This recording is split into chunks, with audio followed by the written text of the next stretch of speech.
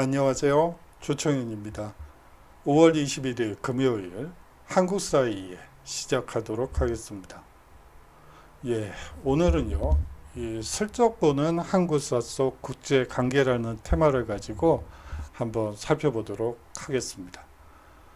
이 액자 속 그림은요, 이 당나라의 사신을 파견한 국가들의 사신의 그림을 그린 양직공도라는 그림이 있는데요. 그 그림 속에 있는 낯익은 얼굴들을 한번 모셔봤습니다. 이 사람은 신라 사신이고요. 이 사람은 고구려 사신입니다. 여기 백제 사신도 있네요. 오늘은요, 이 중국과 일본과의 관계를 중심으로 해서 한번 통사적으로 살펴보도록 하겠습니다. 삼국시대, 고려시대, 조선시대까지만 살펴보죠. 이 외교관계가 시대별로 많은 변화를 겪게 되는데요. 그 이유를 이해해보는 시간을 갖도록 하겠습니다. 4대 교린이란 무엇인지 한번 생각해 보는 시간도 마련해 보도록 하죠. 4대 교린이라는 것은 큰 나라를 섬기고 이웃의 야만족과는 친하게 지낸다 라는 뜻입니다. 먼저 이 삼국시대 수, 당, 외와의 관계를 살펴보도록 하죠. 먼저 수당과의 관계를 살펴보도록 하겠습니다. 이 삼국이 중국의 선진 문물을 수용하면서도 중국의 대항에서 세력을 키우던 시기가 바로 삼국시대라고 보시면 될 것 같습니다. 삼국은 중국의 한문화, 그리고 불교, 관료제, 율령체제와 같은 선진 문물을 받아들여 내정을 정비하고 국가의 기틀을 마련하게 되죠. 율이라는 것은 법령이고요. 이 령이라는 것은 형법이라고 생각하면 됩니다. 고구려는 이 수나라와 당나라에 각을 세우며 대립했죠. 백제와 신라도 때에 따라 중국과 협력하기도 하고 대립하기도 하며 관계를 유지하고 있었습니다. 사실상 삼국 통일 이전 동아시아의 대외 정치 관계는 이 남북 간의 대립이라고 볼 수가 있습니다. 당 신라가 한 축이 되고요. 이 고구려 백제 외가 또 다른 축이 돼서 이 경쟁을 하는 관계라고 여러분들이 생각하시면 되죠. 신라가 백제의 맹공으로 금성이 함락될 지경에 이르자 이제 당과 연합을 결성하게 됩니다. 사실 신라 김춘추는 이 당에 가기 전에 이 고구려에도 가보고 외에도 가서 이 백제가 너무 맹공을 퍼부어서 우리가 망할지도 모르니까 이 동맹을 결성하자는 제안을 합니다. 하지만 모두 외면을 당하게 되죠. 그러면서 하는 수 없이 당과 연합을 하게 되는 것입니다.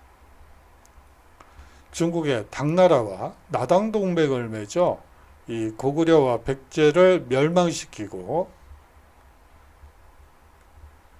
삼국 통일을 이루게 되죠. 통일을 이룬 후에는 삼국의 유민들이 힘을 합쳐 한반도로 세력을 뻗으려는 당나라를 물리치는데 성공하게 됩니다.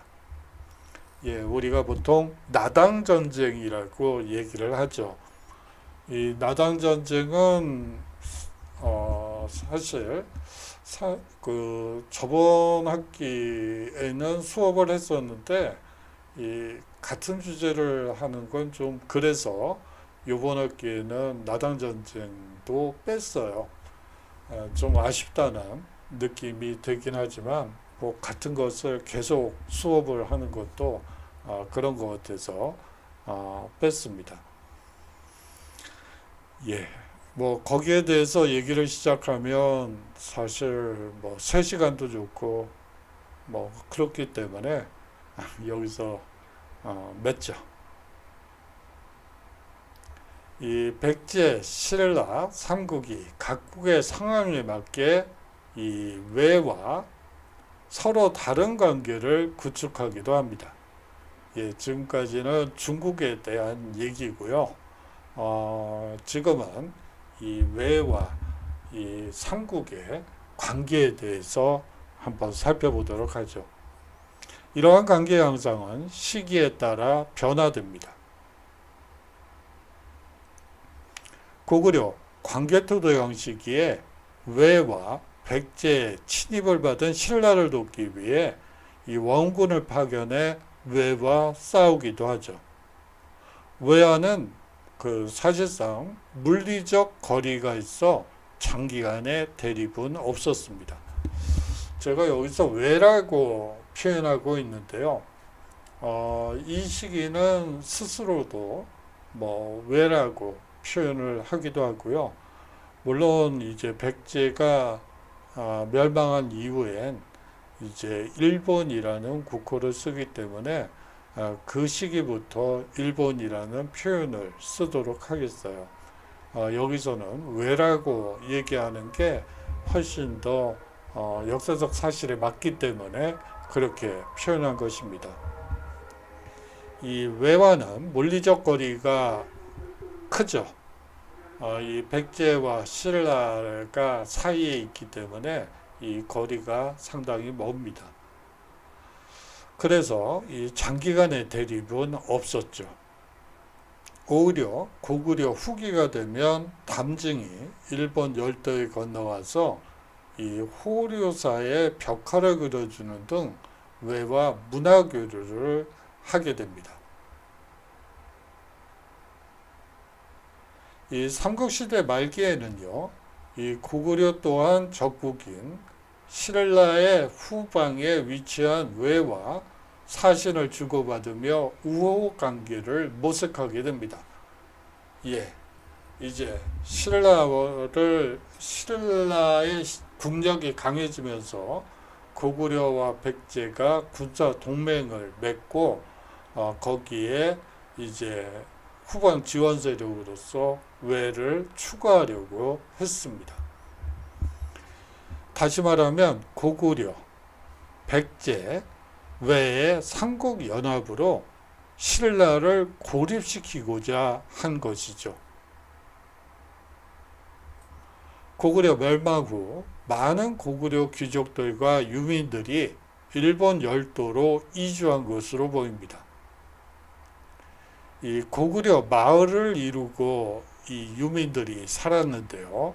사이타 마현의 이 고마 신사가 바로 그 흔적이라고 볼 수가 있습니다. 이 백제와 외의 우호 관계는 근초고왕 시기부터 시작된다고 볼 수가 있습니다. 근초고왕은 아들인 근구구수왕을 보내서 백제 국왕에게 칠지도를 하사하게 되죠. 이로써 백제 왕실과 외 왕실은 동맹 관계를 형성하게 됩니다. 백제는 외에 선진적인 기술을 제공하고요. 외는 백제를 유사시 군사적으로 지원하는 방향으로 상호 보완적 관계를 형성했던 것이죠. 이 백제와 외의 우호 관계는 백제의 전쟁을 돕기 위해 이 아신왕 때 대규모 병력을 파병한 기록들이 나오는 것으로 보아 이 군사 동맹 관계가 굳건했던 것으로 보입니다. 성황 때는요, 관산성 전투 당시에도 가야와 더불어 백제를 지원하게 되죠. 백제가 멸망하자 왜 왕의 즉위식까지 밀어가면서 대규모 병력을 보내 백강 전투 때 이 백제 부흥군을 지원하기도 하죠. 신라와 외의 관계를 한번 또 살펴보도록 하죠. 신라는요, 이 오늘날의 대한해협을 사이에 두고 외와 맞닿아 있습니다. 외인들이 자주 신라를 노략질하여 감정의 골이 깊었죠. 외의 노략질은 박혁거세의 기록에도 나올 정도로 오랜된 역사를 가지고 있습니다. 문모왕이 대왕암에 묻힌 것도 바다를 건너오는 외인들을 막으려는 이 의도가 분명히 있었던 것이죠.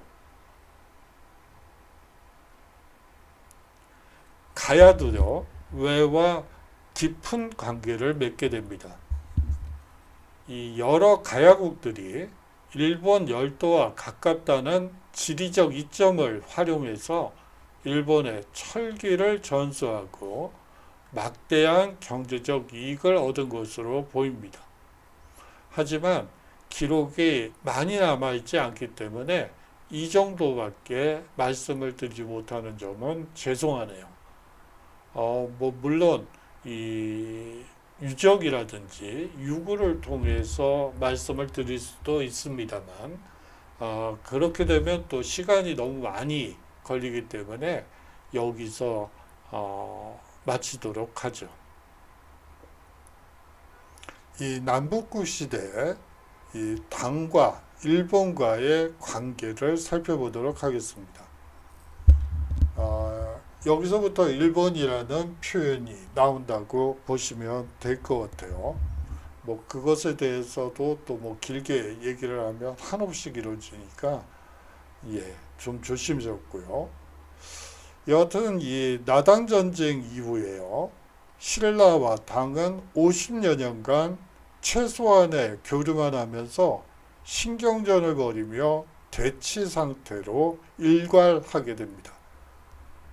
나당 전쟁에서 여하튼 이 당나라가 막대한 병력을 투입했음에도 불구하고 몇십만이라는, 60만이 넘었던 걸로 기억, 60만이면 우리나라 육군, 육해공군을 다 합친 숫자보다도 많다고 보면 되는데요.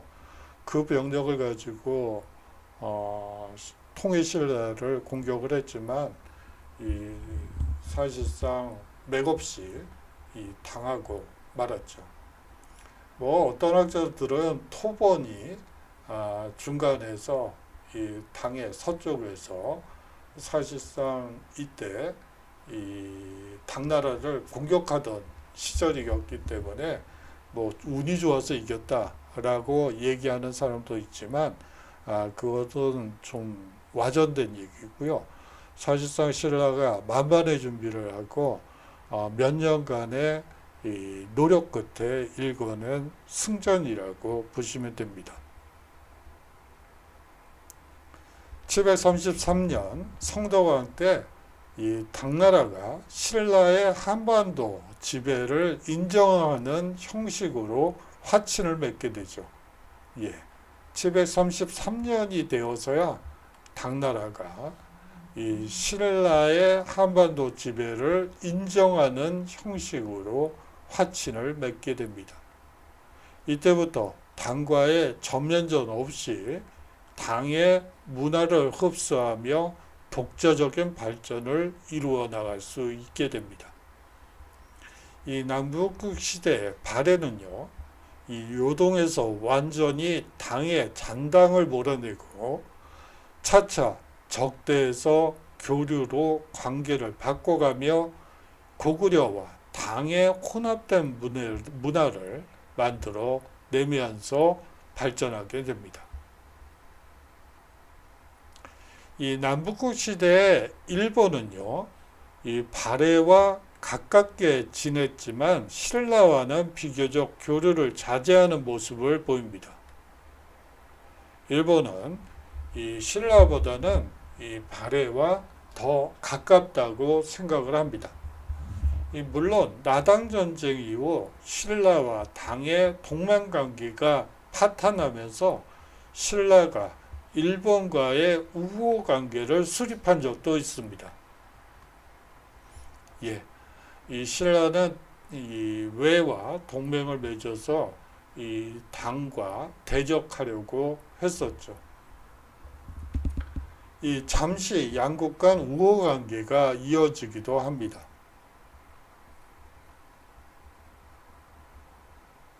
향후 발해가 건국되고 신라가 당과의 관계를 회복하면서 다시 양국 간, 다시 말하면 통일신라와 일본과의 관계는 다시금 예전처럼 소원해지게 되죠.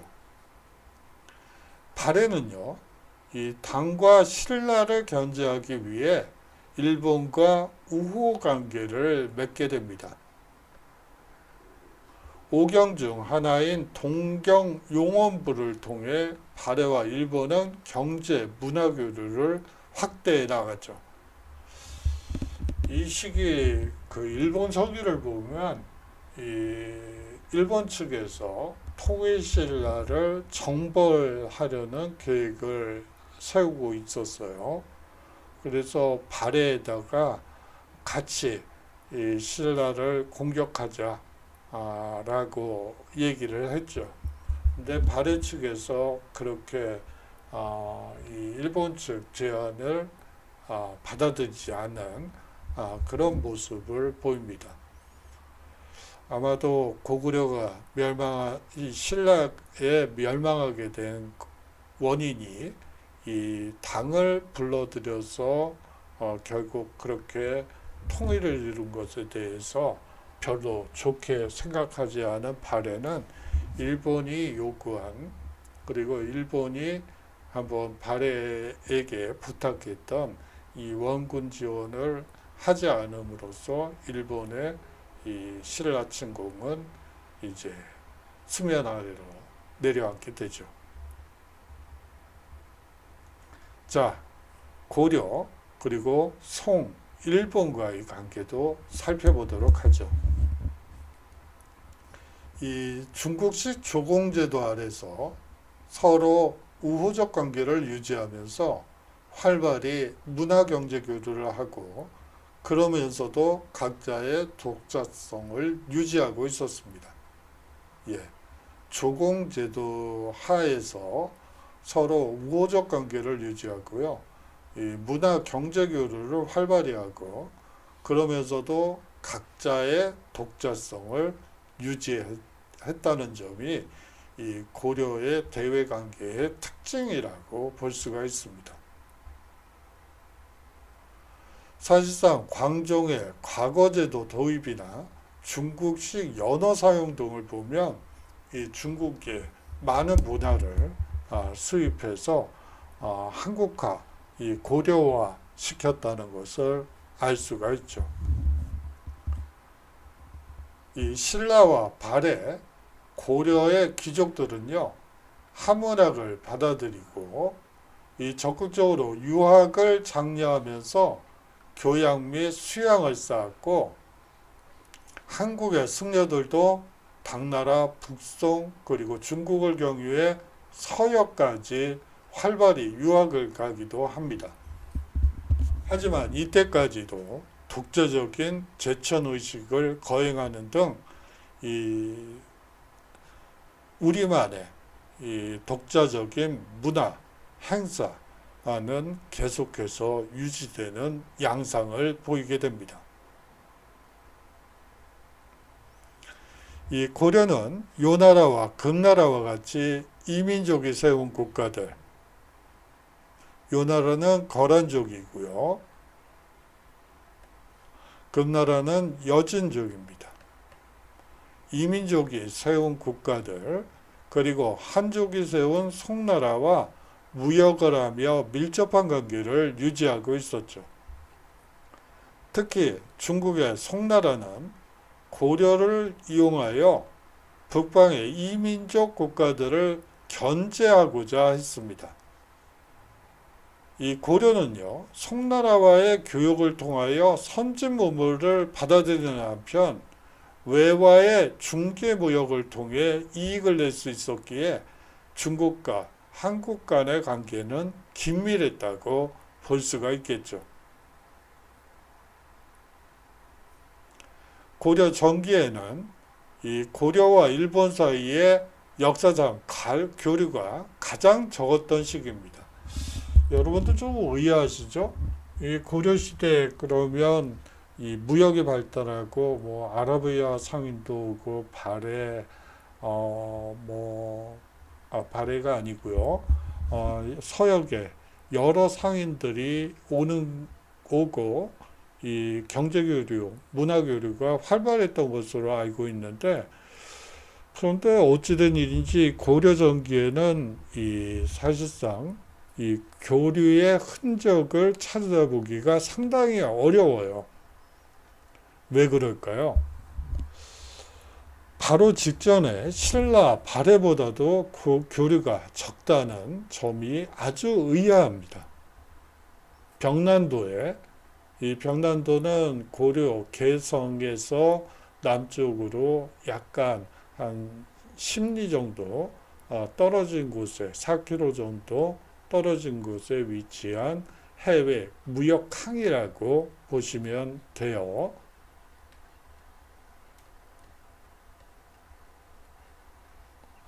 이 송나라를 비롯해 아라비아 상인들도 왔을 정도로 이 무역이 활성화된 시기임에도 이 일본과 교류했다는 기록은 거의 없다고 보시면 됩니다.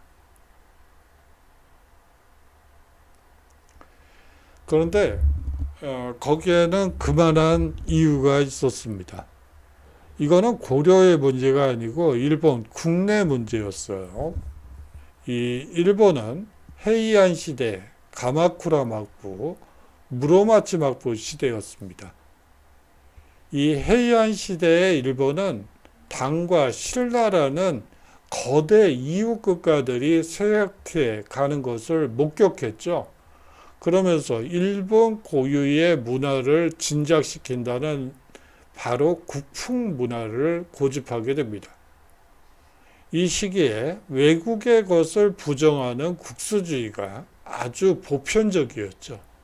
그렇게 되면서 사실상의 쇄국 정책을 시행하게 됩니다.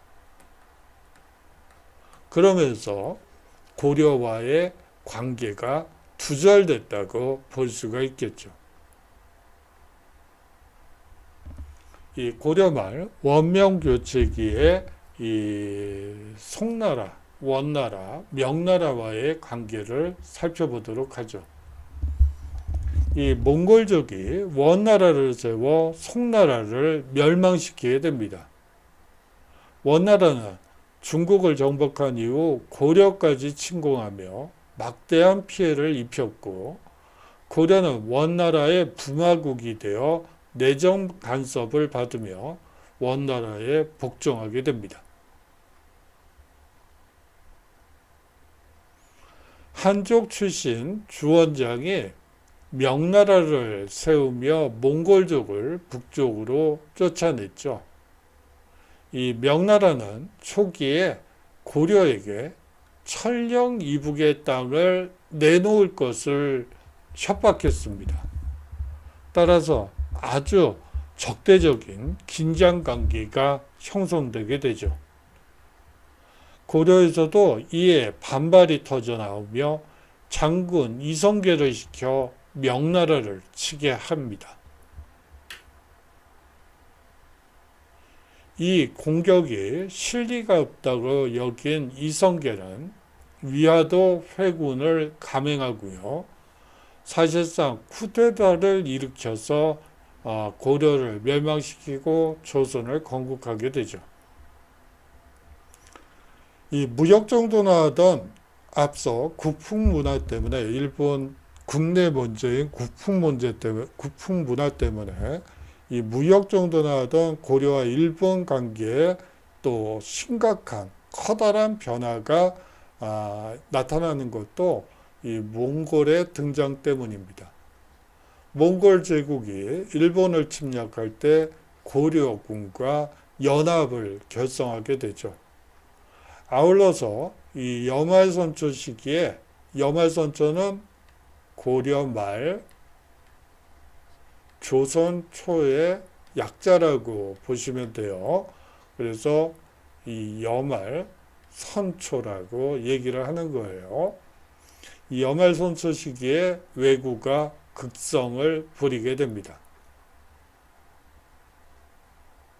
다시 말하면 이 고려 시기에 이 외와의 일본과의 관계는 아주 사실상 그 서로 관심이 없는 관계라고 볼 수도 있겠죠. 그렇게 이해하시는 편이 나을 것 같습니다. 물론 예외적으로 왜구의 침탈이 극성을 맞았고 이 몽골과 몽골 고려 연합군이 일본을 쳐들어간 것은 있지만 그 이외의 관계에 있어서 전체 고려 500년 역사를 놓고 보면 사실상 별로 교류가 없던 시기라고 보시면 됩니다. 이 조선과 명의 관계를 한번 살펴보도록 하죠. 태종 시기부터 이 명나라와의 관계가 급속도로 호전되게 됩니다. 사실상 태종 시기 이전, 태조부터 시작해서 이 태종 이전 시기에 이 조선과 명의 관계는 앞서 위화도 회군에서 보여줬던 바와 마찬가지로 긴장 관계의 연속이었습니다. 이 정도전 등을 중심으로 해서 요동을 정벌해야지 된다는 주장이 나오기도 하고요. 여하튼 이 외교 관계가 아주 극도로 악화된 상태였죠. 그러다가 이제 태종 시기 정도가 돼야지 이 명나라와 관계가 급속도로 호전되게 됩니다. 사대 관계와 조공무역 등을 통해서 평화로운 관계를 이어나간 것이죠. 조선은 매년 사신을 파견하고 공물을 보내는 등 명과 지극한 유대 관계를 맺게 됩니다.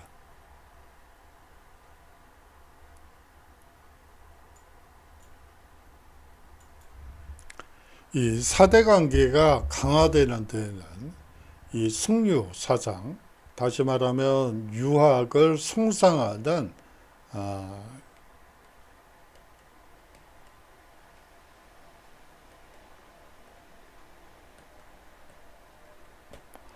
사상이 짙고 이 한문화 및 중국 문화를 중시하는 조선 유림계의 보수적 성향과도 맞물리면서 사실상 이 사대 관계가 지속될 수 있었던 것입니다.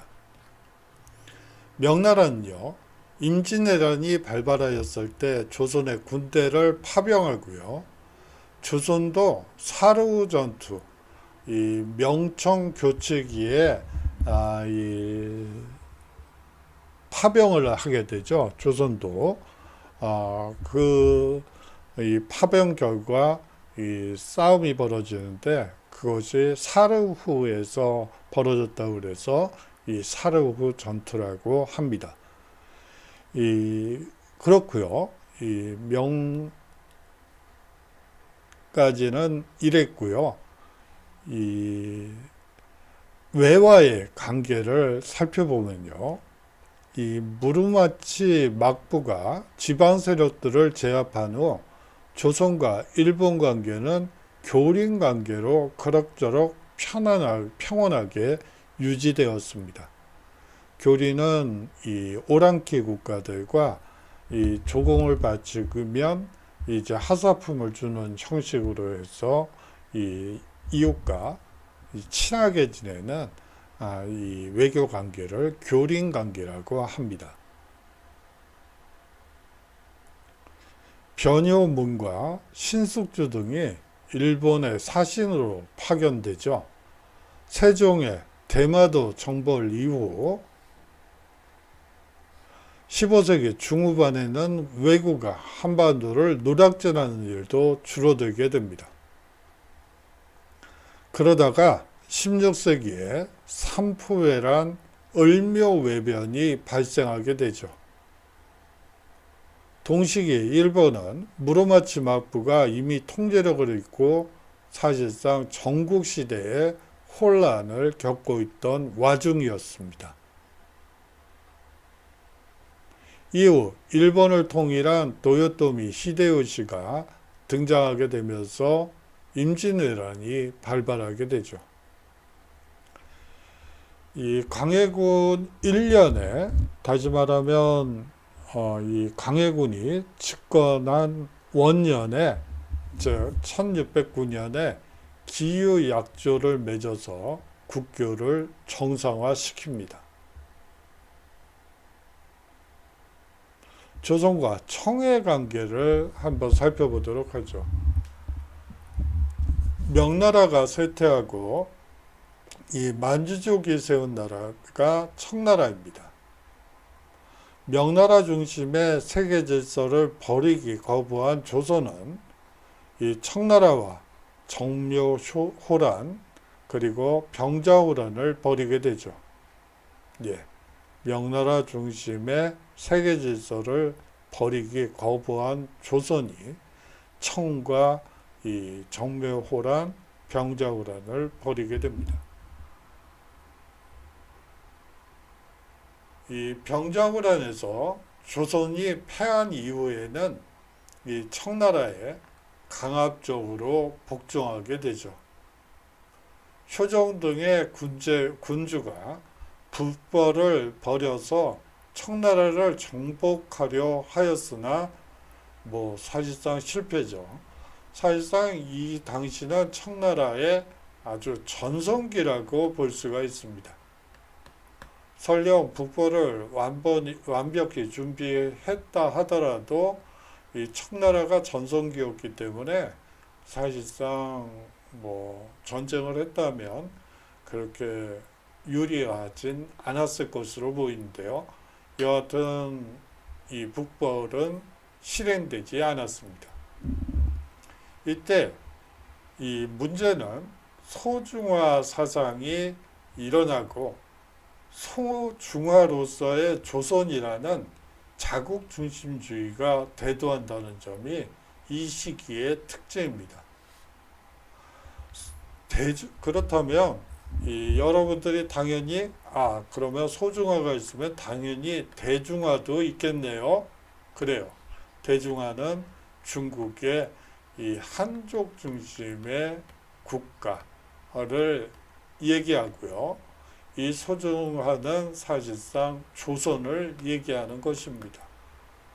이 대중화가 멸망, 즉 명나라가 멸망한 상태에서 세상의 중심은 조선이다 라는 생각에서 이 소중화 사상이 나왔다고 여러분들이 이해하시면 됩니다. 다만 조선은 청나라와 사대관계를 맺고 청국을 상국으로 여겼다는 점은 분명한 사실입니다. 병자호란이 터지고 인조가 청나라 황제에게 머리를 조아리는 사태가 벌어지면서 반청 감정이 앞서게 되면서 조선은 조선통신사 등을 정례화하는 등의 노력으로 일본과 교린 관계를 유지하게 됩니다. 그래요. 이 반청 감정이 앞서게 되면서 이 일본과의 구호는 잠시 잊은 채 그래도 청나라를 물리치기 위해서는 일본과도 좋은 관계를 유지하는 편이 낫다라고 판단해서 이 일본과 교린 관계를 유지하게 되는 것이죠. 임진왜란 이전 조선 수도로 파견된 일본 사신의 왕래길을 일본군이 그대로 침략 루트로 악용하는 바람에 조선 측은 일본 사신의 한성 진입은 고사하고 동네 외관 이외의 출입을 원금하게 됩니다. 반면 일본은 조선 통신사를 에도까지 불러 융승한 접대를 하게 되죠. 이는 막부가 국력을 가시하기 위한 목적에서 조선 통신사에게 융승한 접대를 했다고 보고 있습니다. 한일 관계가 기울어진 건 일본이 먼저 개화를 하면서 조선과 비교할 수 없을 정도의 국력을 구축한 이 근현대사 시기부터라고 보시면 되죠. 예, 조선 근대화와 청에 대해서 살펴보도록 하죠. 청나라는요, 근대에 접어들면서 이 조선의 내정 간섭을 자주 하게 됩니다. 그 이전엔 없던 현상이었죠. 뭐 4대 조공 외교를 4대 외교를 했다 하더라도 조선의 국내 문제는 조선 조정에서 알아서 했습니다. 그런데 이 청나라가 이 근대화 이 근대 사회로 접어들게 되면서 청나라는 내정 간섭을 하게 되는 것이죠. 이모군란 때는요, 흥선대원군을 납치하고 조선이 중국의 속국이라고 강변하기도 했습니다. 서양 국가들의 자유로운 외교 활동을 제한하는 등 자주 국가의 주권을 함부로 간섭했죠. 이모군란에서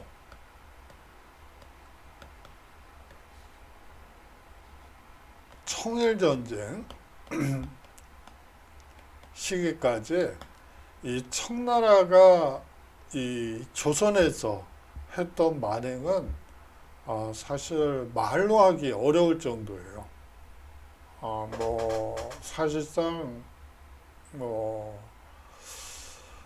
그걸 어떻게 얘기해야 될지 모르겠지만 뭐 일본이 뭐 일제시대에 했던 거 뜬떠먹을 좀 그 표현이 좀 그랬네요. 죄송합니다.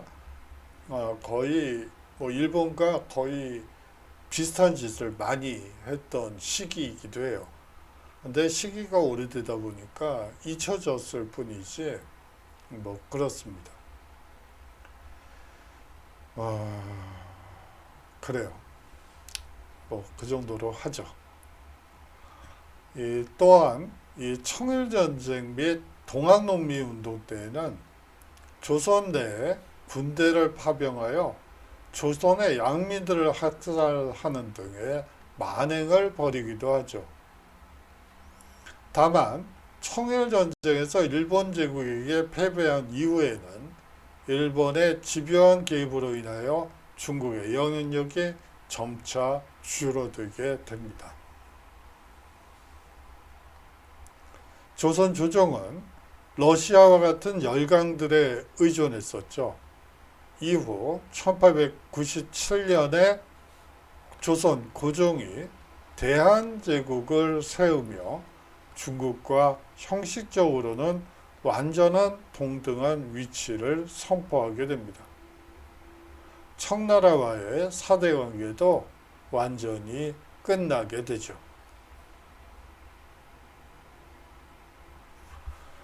근대 이후 한일 관계는 급격히 일방적인 쪽으로 바뀌게 됩니다.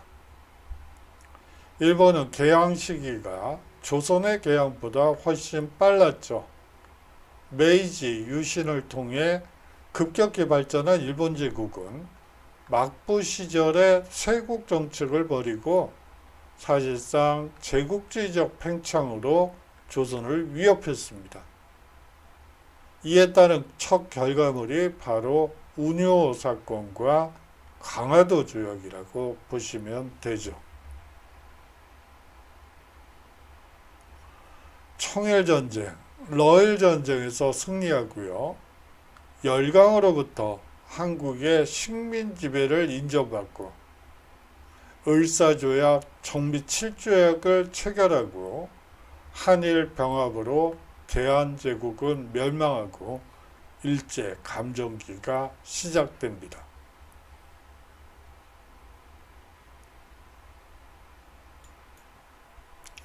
예, 오늘은요, 우리 민족이 중국, 일본 등 주변의 여러 나라와 맺은 관계의 여러 양상들을 간략하게 살펴보았습니다. 한국사를 통해 알 수 있는 것은 한 나라의 국력은 이웃 국가와의 관계와 정비례한다는 점이죠. 통일 문제도 마찬가지 아닐까요? 라는 생각이 듭니다. 예, 장시간 동안 수업 들어주셔서 감사하고요. 다음 주에는 또 새로운 주제로 여러분들과 인사드리도록 하겠습니다. 안녕히 계십시오.